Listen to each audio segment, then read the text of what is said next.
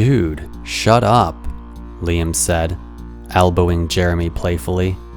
Jeremy had teased Liam about the girl he was too scared to ask out that night, as the three of us walked down the subway steps. The subway's open 24/7, but at this hour, no one was on the platform. If I had my way, we would have taken an Uber back. Lancaster Station gave me the creeps. Grime and dirt caked the tile walls. The smell of urine seeped into everything. And the lights were out in places, giving the entire station an ominous, cavernous effect. Jeremy continued to roast Liam while we stood on the platform. Otherwise, only the dull, monotonous buzz of the overhead lights filled the vast open space. All right, but next time we go out, I'll show you how to talk to girls, Jeremy said, laughing.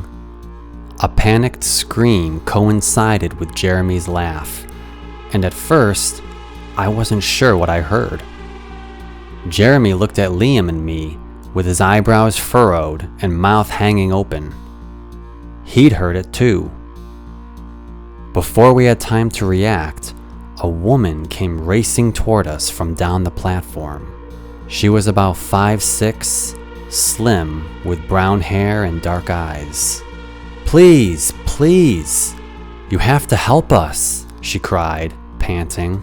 "What's wrong?" Jeremy asked, his voice trembling. "My boyfriend. He was drunk, and he fell onto the tracks at the end of the platform. I think he's unconscious. You have to help him. There's a train coming." She pointed up behind us. We looked back, and just overhead, the platform display showed the next train coming in 3 minutes. "Let's get the station master," I proposed, looking back down the hall that led up the stairs to the main level. No, Jeremy interjected. "They'll never get here in time." "Please, you have to pull him up," the woman said. "He's fallen just under the edge of the platform." Jeremy sprinted down the platform, with Liam and me close behind. I could feel the adrenaline coursing through me, and my eyes were laser focused on the end of the platform. Just beyond, the black abyss of the subway tunnel loomed. Jeremy knelt down. The platform edge extended out considerably, creating a recess where the woman's boyfriend might have fallen. "Where is he?" Liam asked, gripping the back of his neck.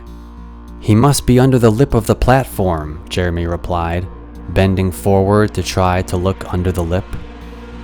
I glanced down the platform to ask the woman where her boyfriend was, but she wasn't there anymore. I looked at the platform opposite us. She wasn't there either.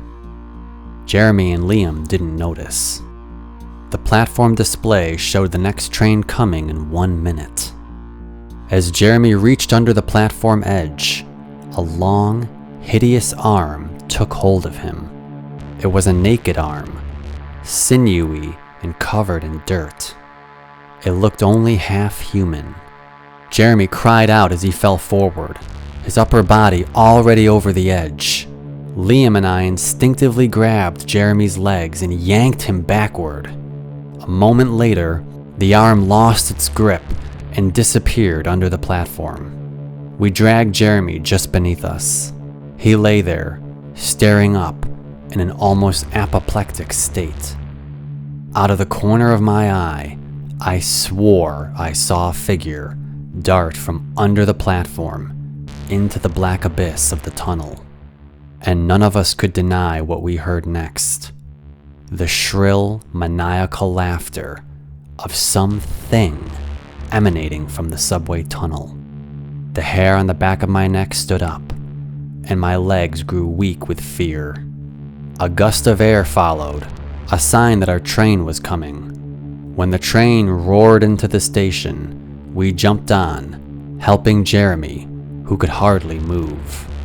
Jeremy stayed at my place that night, and we called the police a few hours after returning home. Security footage wasn't available, they said, because the camera on that platform had been out of service that night. Jeremy, Liam, and I have gone out a few times since then, but never on the subway.